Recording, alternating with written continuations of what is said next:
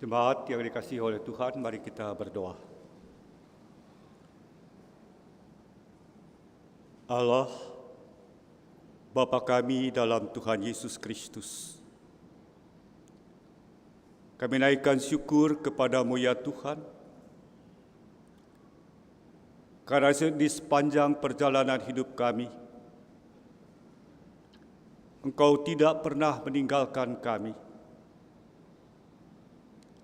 Engkau senantiasa menyediakan, memberikan apa yang kami butuhkan, sesuai dengan kehendak dan rencana-Mu di dalam kehidupan kami masing-masing.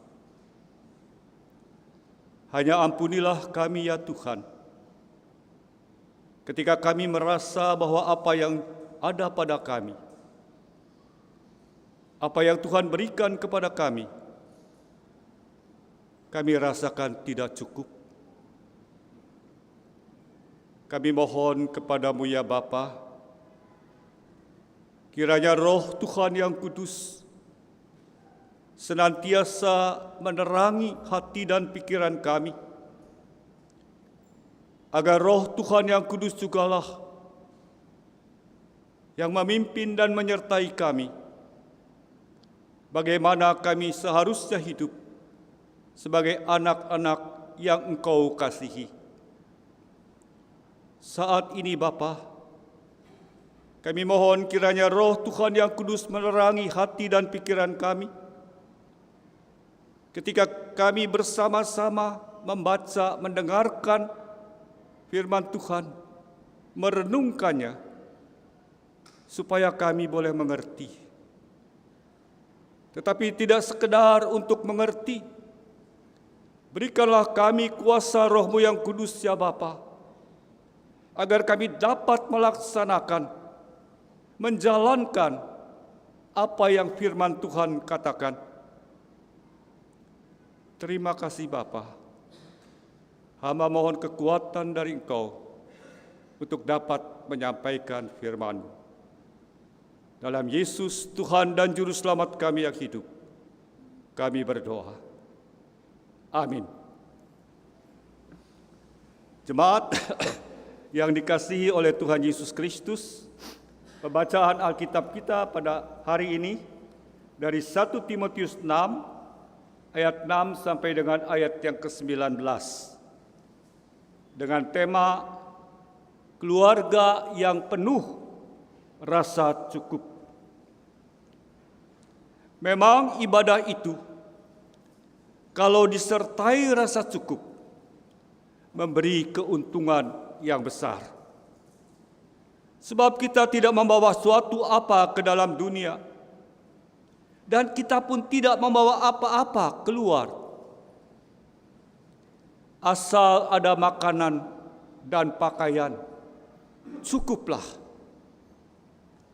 Tetapi mereka yang ingin kaya terjatuh ke dalam pencobaan, ke dalam jerat dan ke dalam berbagai-bagai nafsu yang hampa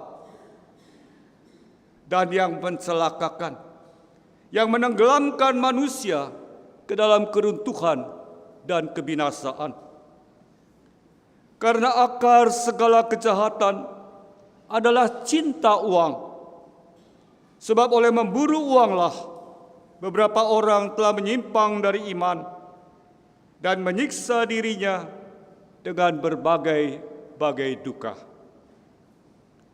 Tetapi engkau, hai manusia Allah, jauhilah semuanya itu. Kejarlah keadilan, ibadah, kesetiaan, kasih, kesabaran, dan kelemah lembutan. Bertandinglah dalam pertandingan iman yang benar, dan rebutlah yang kekal. Untuk itulah engkau telah dipanggil dan telah ikrarkan ikrar yang benar di hadapan banyak saksi. Di hadapan Allah yang memberikan hidup kepada segala sesuatu, dan di hadapan Kristus Yesus yang telah mengikrarkan ikrar yang benar itu. Juga di muka Pontius Pilatus, kuserukan kepadamu, turutilah perintah ini dengan tidak bercacat dan tidak bersela, hingga pada saat Tuhan kita Yesus Kristus menyatakan dirinya. Yaitu saat yang akan ditentukan oleh penguasa yang satu-satunya dan yang penuh bahagia. Raja di atas segala raja dan Tuhan di atas segala Tuhan. Dialah satu-satunya yang tidak takluk kepada maut, bersemayam dalam terang yang tak terhampiri. Seorang pun tidak pernah melihat Dia, dan memang manusia tidak dapat melihat Dia. Baginya lah hormat dan kuasa yang kekal. Amin. Peringatkanlah kepada orang-orang kaya di dunia ini, agar mereka jangan tinggi hati dan jangan berharap pada sesuatu yang tak tentu seperti kekayaan, melainkan pada Allah yang dalam kekayaannya memberikan segala kepada kita, sesuatu untuk dinikmati. Peringatkanlah agar mereka itu berbuat baik, menjadi kaya dalam kebajikan, suka memberi dan membagi. Dan dengan demikian mengumpulkan suatu harta sebagai dasar yang baik bagi dirinya di waktu yang akan datang untuk mencapai hidup yang sebenarnya. Demikianlah pembacaan Alkitab.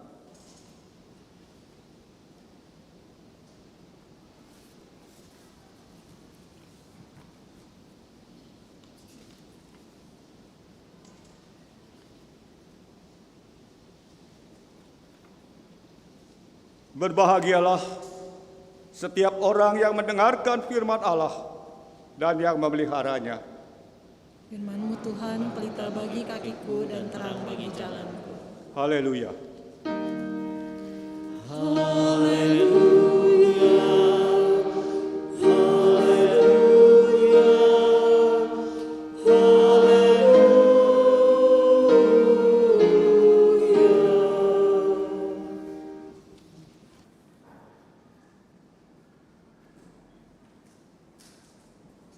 Ibu-ibu, bapak-bapak, saudari-saudari dan saudara-saudara yang dikasihi oleh Tuhan Yesus Kristus.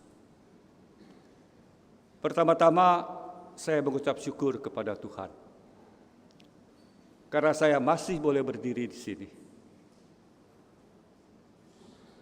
Sebenarnya seturut dengan bertambah usia yang lanjut, makin banyak kekurangan-kekurangan, kelemahan-kelemahan secara fisik. Tetapi Tuhan masih terus berkenan memberikan kesempatan untuk belajar firman Tuhan dan belajar melakukannya. Bersyukur kepada Tuhan kalau kita ini diberi kesempatan untuk usia yang panjang,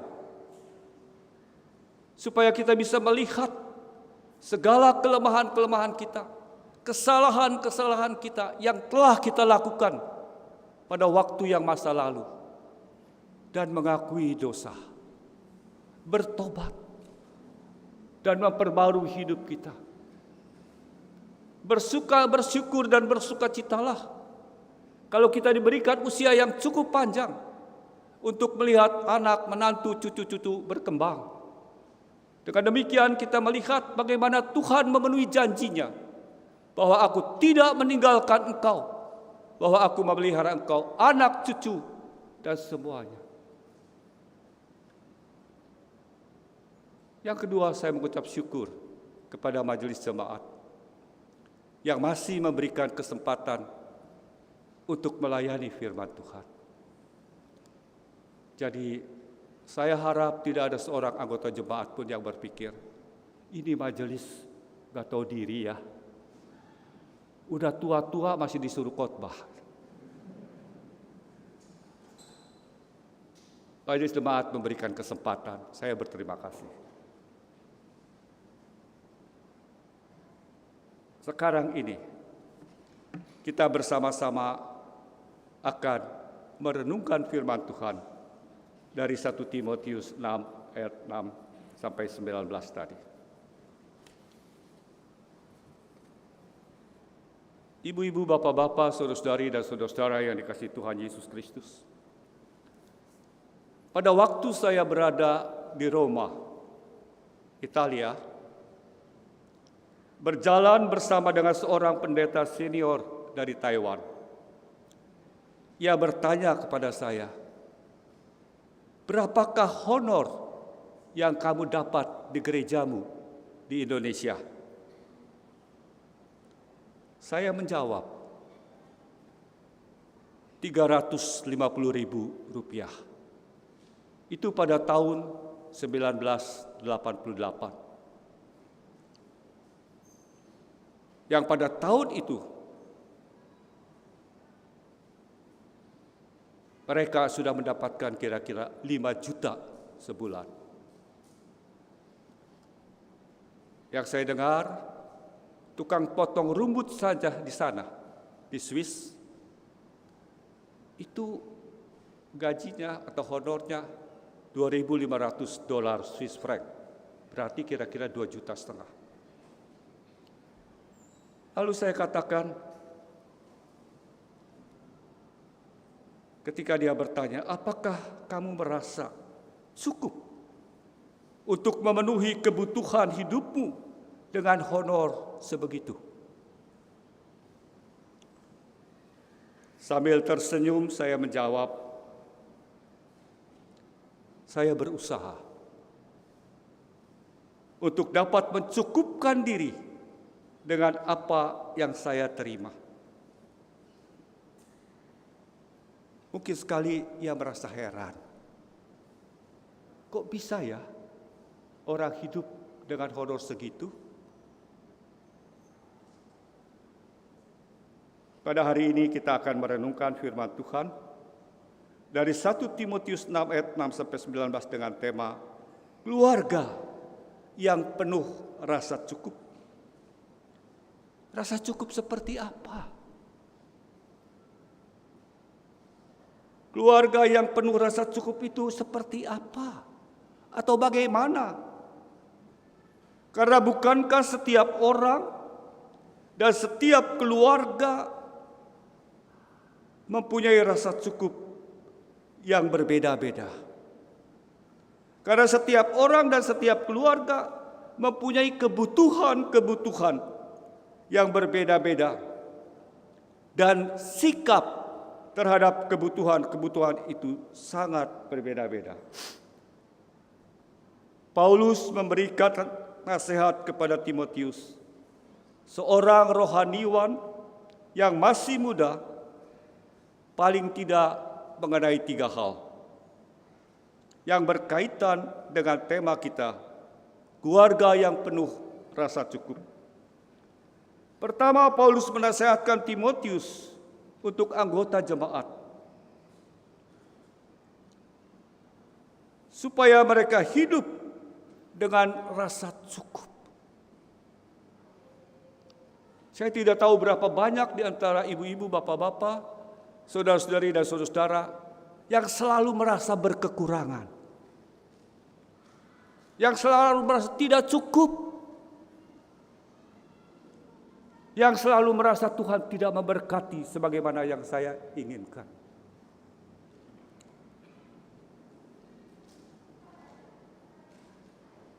Paulus katakan, mungkin ini ditolak sekarang. Dia katakan, asal ada makanan dan pakaian, cukuplah. Mana bisa boksu, cuman ada makan, ada pakaian, pasti nggak cukup. Sekarang ini zamannya lain. Maksudnya Paulus mengatakan, kita dipanggil sebagai warga jemaat Tuhan yang sudah memiliki anugerah yang sangat besar di dalam keselamatan dalam Tuhan Yesus Kristus. Hiduplah dengan rasa cukup. Hiduplah dengan pemberian yang Tuhan karuniakan kepada kita sesuai dengan kebutuhan-kebutuhan yang ada. Di sini maksudnya ada yang pertama-tama, setiap kita dipanggil untuk memenuhi kebutuhan hidup yang sangat-sangat mendasar, yaitu makan dan pakaian. Yang kedua, Paulus menasihatkan Timotius untuk anggota jemaat yang ingin kaya, agar mereka diingatkan, agar anggota jemaat diingatkan bahwa ingin menjadi kaya itu dapat membuat orang jatuh ke dalam pencobaan, jatuh ke dalam jerat, dan ke dalam berbagai-bagai nafsu yang hampa dan yang mencelakakan, yang menenggelamkan manusia ke dalam keruntuhan dan kebinasaan. Karena akar segala kejahatan adalah cinta uang. Sebab oleh memburu uanglah beberapa orang telah menyimpang dari iman dan menyiksa dirinya dengan berbagai-bagai duka. Yang ketiga, Paulus menasihatkan Timotius untuk anggota jemaat yang kaya, agar orang-orang kaya di dunia ini jangan tinggi hati dan jangan berharap pada sesuatu yang tak tentu, berharap kepada kekayaan, melainkan berharaplah pada Allah yang dalam kekayaannya memberikan kepada kita segala sesuatu untuk dinikmati. Juga agar mereka itu berbuat baik, menjadi kaya dalam kebajikan, suka memberi dan suka membagi. Nah, mari kita mencoba merenungkan satu persatu.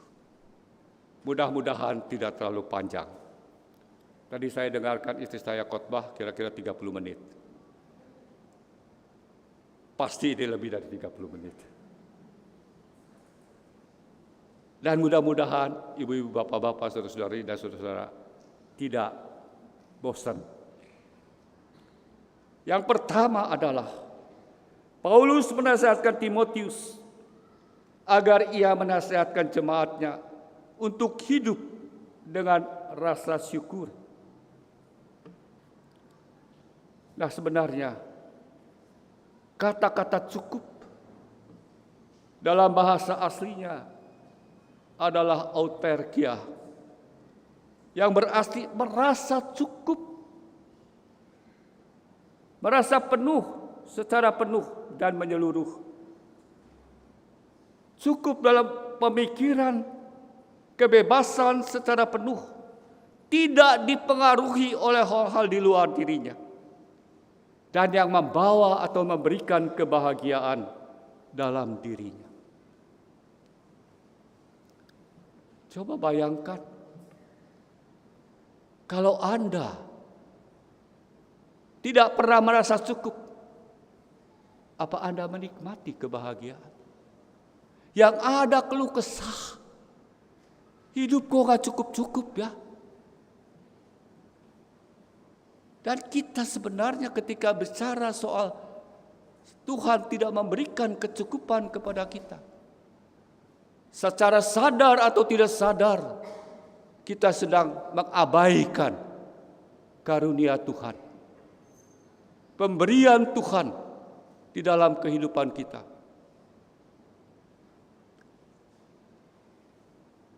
Ada orang suka bilang, ada banyak kata-kata, jangan kita merasa tidak cukup mempunyai sepatu kalau kita tidak melihat orang yang tidak punya sepatu sama sekali. Jangan pernah kita merasa kita tidak pernah mempunyai pakaian yang cukup ketika kita melihat banyak orang yang tidak punya pakaian. Jadi rasa cukup itu sebenarnya tidak pernah datang dari luar, oleh kondisi luar dari diri kita. Tidak pernah dari harta atau kekayaan, atau memiliki benda-benda lain selain uang. kata cukup. Apa yang kita katakan sebagai cukup, itu datang dari diri kita. Salah seorang rabi Yahudi, dia mengatakan, siapakah orang kaya itu? Ia yang merasa cukup dengan apa yang dimilikinya. Ia merasa cukup dengan apa yang diterimanya, apa yang ada padanya.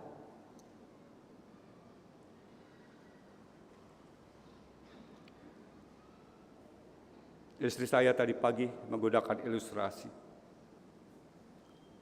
Ada keluarga berkumpul bersama. Makanannya cuma nasi sama tempe. Dan mereka bergilir berdoa. Tiba saatnya anaknya yang paling tua, gilirannya berdoa. Dia diam aja. Lalu papanya mendekati dia dan berkata, giliran kamu berdoa, mengucap syukur. Bagaimana saya bisa berdoa mengucap syukur? Tiap-tiap hari makannya sama tempe melulu. Gitu. Maka orang suka bilang secara berkelakar, makan tahu sama tempe itu bisa menaikkan darah kita.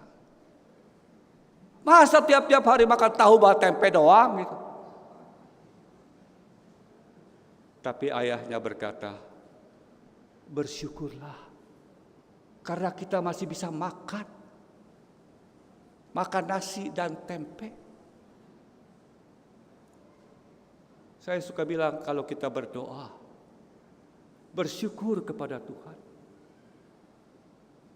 Kalau kita boleh menikmati makanan dan minuman yang Tuhan berikan kepada kita, makan dan minuman, nikmatilah itu selama Anda bisa menikmatinya. Sebab ada waktunya.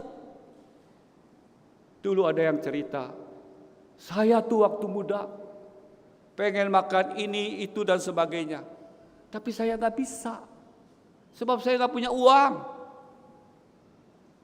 Sekarang saya sudah tua. Sudah banyak uang. Tapi saya juga gak bisa makan ini dan itu. Sebab udah dilarang sama dokter. Gitu. Jadi nikmati hidup ini sesuai dengan apa yang Tuhan berikan dalam usia kita.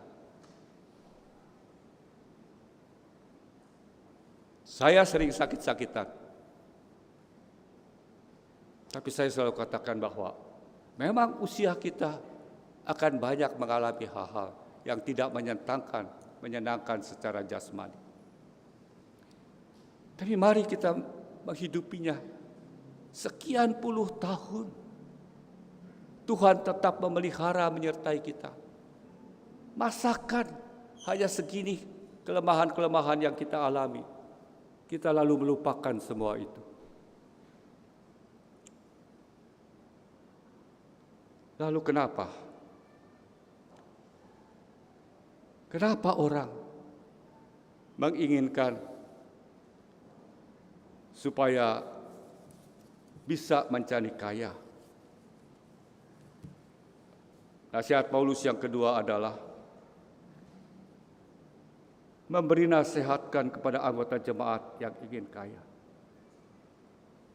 Pemikirannya pada waktu itu bagi banyak kebanyakan orang dan mungkin sekali sampai sekarang orang berpikir uang adalah segala-galanya. Hidup bergantung dan ditentukan oleh uang yang ada padanya. Karena itu dengan cara bagaimanapun, dengan cara apapun, harus mendapatkan uang sebanyak-banyaknya dan menjadi kaya.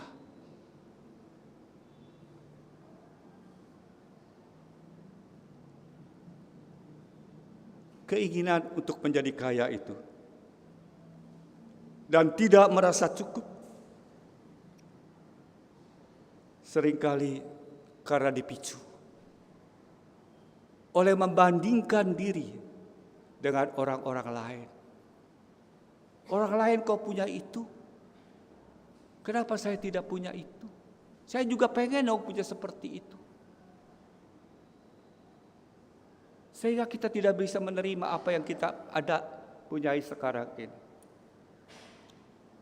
Sebenarnya kita bertanya, boleh sih apa enggak sih orang jadi kaya?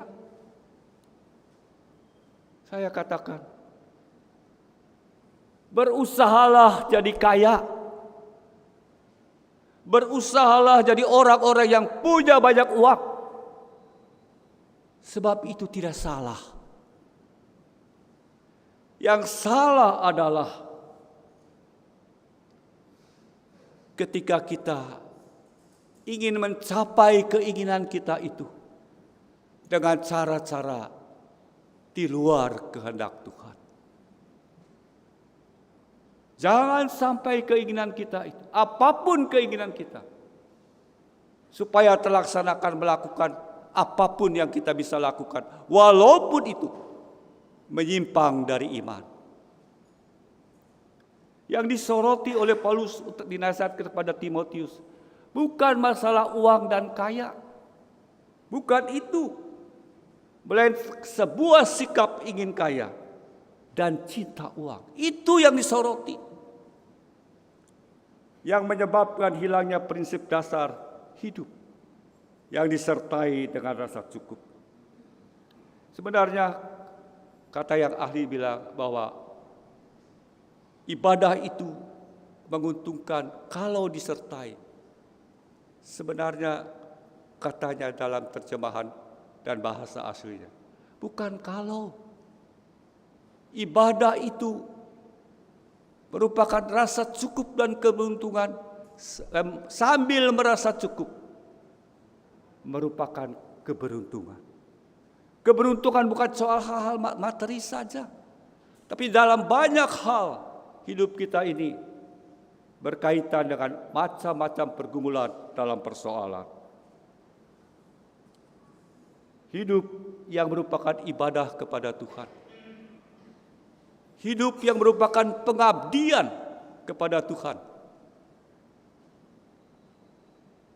Itu bukan hanya terjadi ketika kita beribadah pada hari Minggu ini.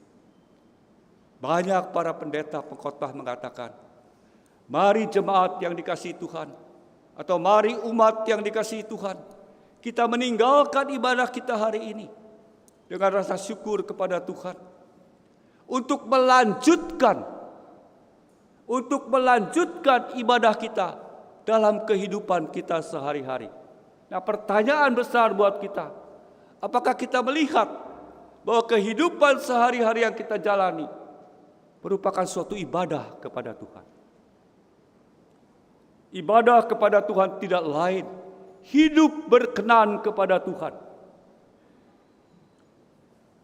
Supaya jangan terlalu panjang, saya masuk ke yang ketiga. Di sana Paulus menasihat kepada Timotius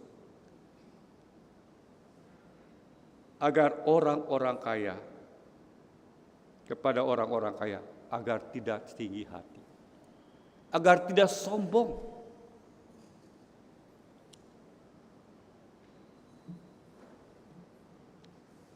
Di sini kita lihat bahwa orang berpikir bahwa gereja mula-mula itu terdiri dari semua orang miskin dan para budak. Tidak seperti itu.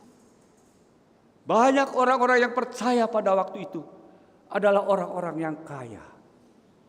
Peringatkanlah itu kepada anggota jemaatmu yang kaya atau yang menjadi kaya dengan usahanya. Saya kira dalam kehidupan ini kita melihat realita. Ada orang yang dilahirkan di dalam keadaan miskin, gak punya apa-apa, karena memang orang tuanya miskin. Dan ada banyak yang menyerah dalam kemiskinannya. Tapi ada banyak juga yang tidak menyerah, berusaha dengan sungguh-sungguh, dengan keras, dengan jujur, dengan ketaatan kepada firman Tuhan untuk meningkatkan kehidupannya dan bisa menjadi kaya. Nah, kalau sudah menjadi kaya, jangan jadi sombong. Jangan jadi tinggi hati. Seolah-olah saya ini lebih baik dari orang lain. Seolah-olah saya ini lebih diberkati dari orang lain. Tapi dalam kenyataannya juga, ada anak-anak yang dilahirkan sudah kaya. Karena orang tuanya kaya, segala kebutuhan anaknya bisa terpenuhi. Terus terang saya agak iri. Lihat anak-anak sekarang. Dulu, kalau saya senang sepak bola. Kalau ingin bola, nggak minta sama orang tua. Menabung sedikit demi sedikit. Supaya kalau cukup uangnya baru. Kalau sekarang, mau bola, kasih bola. Mau gitar, kasih gitar. Orang tua yang kaya. Itu realita. Nah, lalu belajar mencukupkan diri. Dalam bina pranikah, saya suka tanya kepada peserta bina pranikah. Ketika pelajaran tentang bagaimana mengelola kehidupan, keuangan keluarga. Cukup nggak dengan 5 juta sebulan? Mana cukup, Om? 5 bulan, sebulan 5 juta sekarang ini. Bisa beli apa, Cur? Saya pengen tanya nih. Apa benar kita ini sekarang ini? Mungkin saya orang kuno ya. Masa sih gak bisa cukup dengan 5 juta sebulan? Gak cukup, mana cukup. Ya kalau buat makan, pakaiannya cukup lah. Tapi kan kita perlu yang lain. Handphone tiap kali mesti diganti sesuai dengan yang baru. Udah punya motor, lihat yang lebih baru, beli motor baru lagi. Ingin lebih dan ingin, karena itu gak pernah merasa cukup. Saya cerita. Ini bukan cerita. Ini sebetulnya sejarah. Hidup yang betul di alam. Seorang mendapatkan penghasilan 5 juta sebulan. Dia hidup dengan penghasilannya 5 juta itu. Karena dia tekun, rajin bekerja keras dan seterusnya. Naik. Penghasilannya lebih dari 5 juta. 10 juta. Tapi dia tetap hidup dengan 5 juta. Lalu yang 5 juta buat apa? Saya berikan untuk mereka yang berkekurangan. Ada banyak orang-orang di sekitar kita yang berkekurangan. Lalu kalau kita mau bersenang-senang, apa boleh apa enggak? Boleh. Nikmati hasil. Dalam bina pranikah juga dikatakan, kalau kita mendapatkan uang 100%, 10% untuk Tuhan, 20% untuk menabung dan seterusnya. Lalu yang terakhir saya dengar, ada sampul untuk kesenangan. Kenapa kita tidak menggunakan kesenangan itu sekali-kali untuk menolong orang yang memang dalam kesusahan? Memang setiap pemberian yang kita berikan itu butuh pengorbanan. Ada orang tanya, Boksu, boleh enggak 10% yang akan diberikan kepada gereja itu saya gunakan untuk yang lain-lain? Saya balik tanya, memang saya tidak pernah mengajarkan persepuluhan. Sebab buat saya, persembahan yang benar adalah persembahan hidup kita. Seluruh hidup kita, bukan 10%, 100%. 10% itu kecil. Nah itu yang 10% itu mau digunakan yang saya tanya. Kamu kan masih punya 90%. Kok yang 10% untuk Tuhan itu mau kamu pakai juga? Yang 90%nya mau diapain? Nah, Bukan hanya diingatkan supaya orang kaya tidak tinggi hati, tidak sombong. Melainkan mereka juga diharapkan untuk mau berbagi, berbuat kebaikan dan kebajikan. Dikatakan dengan demikian, yaitu dengan berbuat kebaikan dan kebajikan, dia sedang mengumpulkan harta untuk hidup yang tidak binasa. Dia sedang mengumpulkan harta di surga.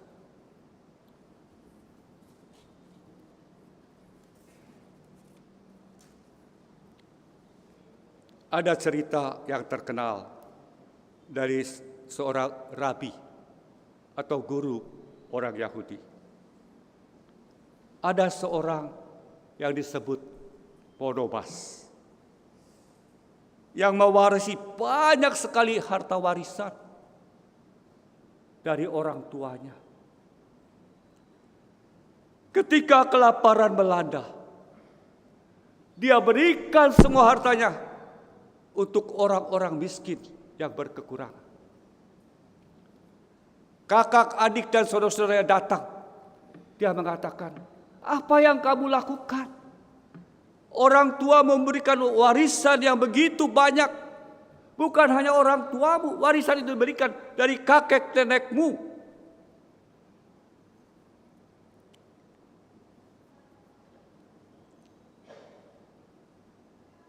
Dan Barnabas bilang apa? Ia bilang, ayahku memberikan harta benda di dunia ini, tetapi aku menyimpannya di surga.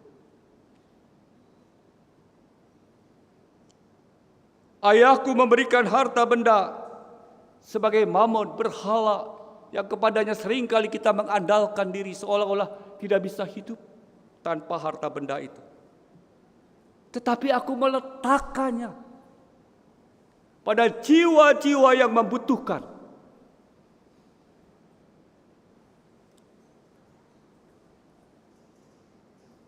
Ayahku memberikan harta benda untuk dunia ini, tetapi aku meletakkannya untuk dunia yang akan datang.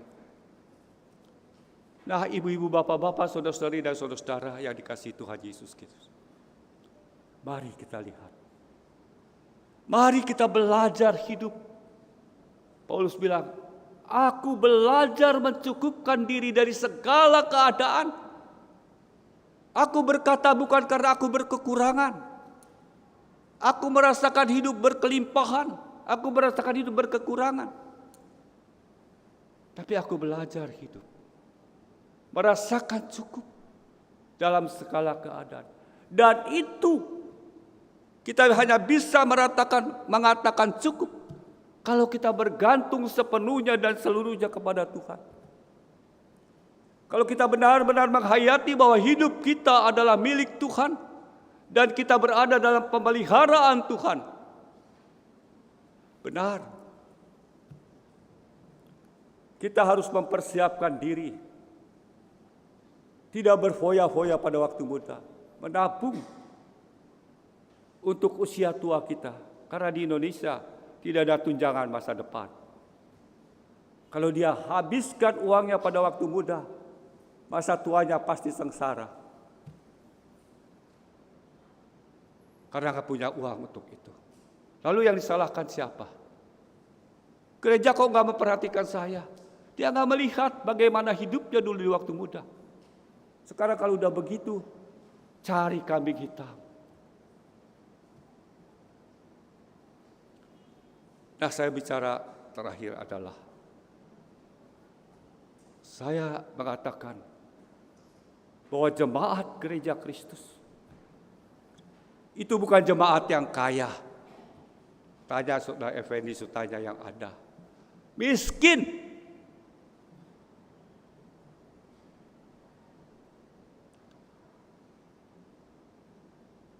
Dan kita bisa hidup sampai sekarang.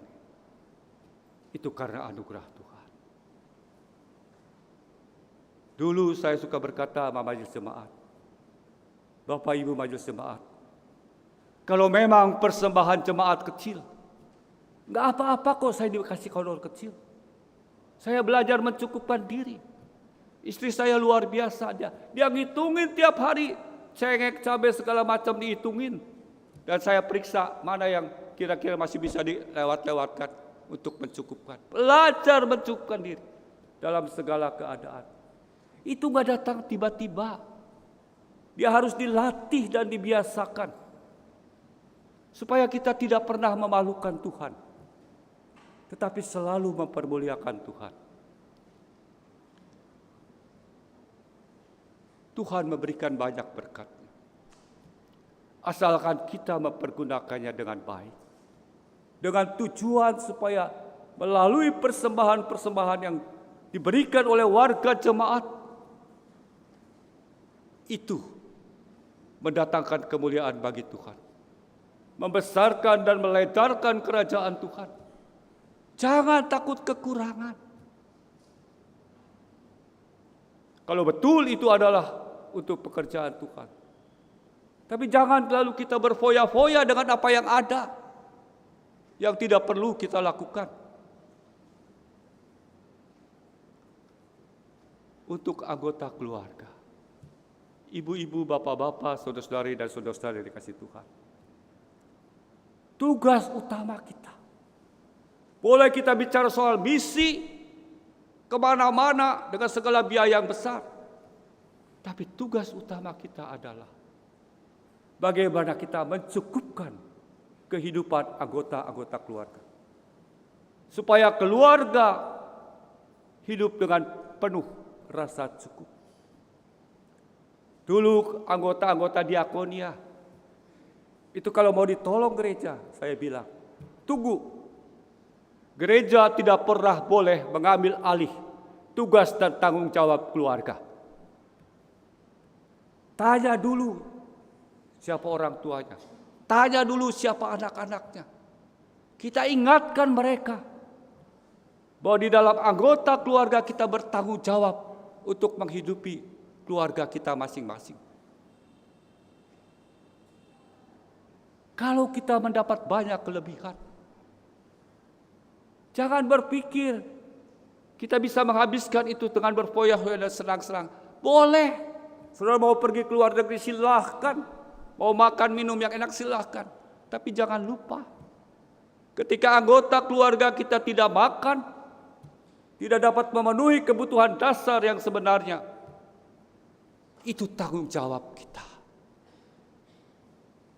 sebagai anggota keluarga. Jangan serahkan tanggung jawab itu kepada gereja. Dan gereja jangan mengambil alih tugas masing-masing anggota keluarga. Kalau orang tuanya menderita, anak-anaknya senang. Beritahukan kepada anak-anaknya bahwa tugas mereka adalah memelihara orang tua mereka. Orang tua memang tidak boleh menuntut. Mungkin sekali anak-anak tidak menghormati kita, tidak menghargai kita, karena memang kesalahan kita. Dan kita tidak boleh menuntut supaya mereka memberikan perhatian. Malah kita terus. Yang paling penting adalah kita menunjukkan bahwa kehidupan kita dengan rasa cukup itu memuliakan nama Tuhan. Mengadukan nama Tuhan, menghargai pemberian Tuhan sekecil apapun. Dan kalau Tuhan memberikan sebesar apapun, berikanlah kepada Tuhan. Maka saya bilang, ketika saya terus terang selama pandemi 3 tahun ini, gak bisa kemana-mana. Saya banyak mendengarkan khotbah-khotbah dari gereja-gereja yang lain. Mereka ada pendetanya, ada peralatannya dan seterusnya. Saya tanya sama majelis, kok kita nggak pernah ada? Lalu dikatakan kita tidak punya peralatan yang cukup. Kenapa tidak bilang sama jemaat? bahwa kita membutuhkan A, B, C, dan seterusnya. Dari dulu sampai sekarang saya yakin anggota jemaat tidak pernah menutup matanya, tidak pernah menutup hatinya untuk kepentingan-kepentingan gereja.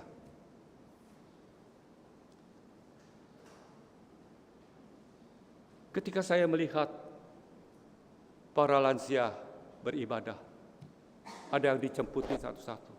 Lalu ada yang bilang, nanti ya Jumat yang akan datang penjemputan disedikitkan. Karena kendaraannya dipakai orang lain. Saya berpikir, kenapa anak-anak tidak mau berkorban? Untuk orang tuanya yang masih rindu untuk beribadah tatap muka. Sehingga harus menggantungkan kepada gereja. Syukur. Sekarang dia bisa ada penjemputan dan seterusnya. Tapi apakah cukup? Ya kita bertanya. Berapa banyak sih yang sudah kita berikan untuk gereja? Supaya dia bisa mengembangkan pelayanannya. Mari ibu-ibu, bapak-bapak, saudara-saudari dan saudara-saudari dikasih Tuhan. Mari kita bekerja keras. Mari kita bekerja dengan rajin dan jujur. Menunjukkan kepada dunia bahwa Tuhan tidak pernah meninggalkan anak-anaknya. Memelihara anak-anaknya. Dan ketika kita mencapai hasil yang besar, mari kita melihat di sekitar kita. Orang-orang yang masih berkekurangan. Saya nggak tahu anggota-anggota diakonia sekarang dapat berapa per bulan. Tapi saya pernah bertemu dengan anggota diakonia. Saya tidak kenal dia, tapi dia rupanya kenal saya. Dia lagi dagang kue-kue gitu. Memang saya anggota diakoni, tapi kayaknya nggak cukup.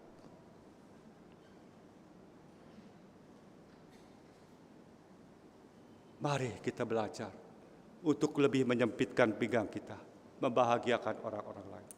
Semoga renungan kita tentang firman Tuhan hari ini berkenan dan membuka hati kita. Bagaimana seharusnya hidup kita sebagai orang-orang yang percaya kepada Tuhan.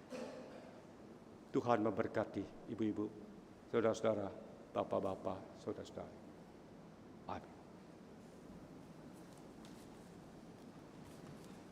Amin.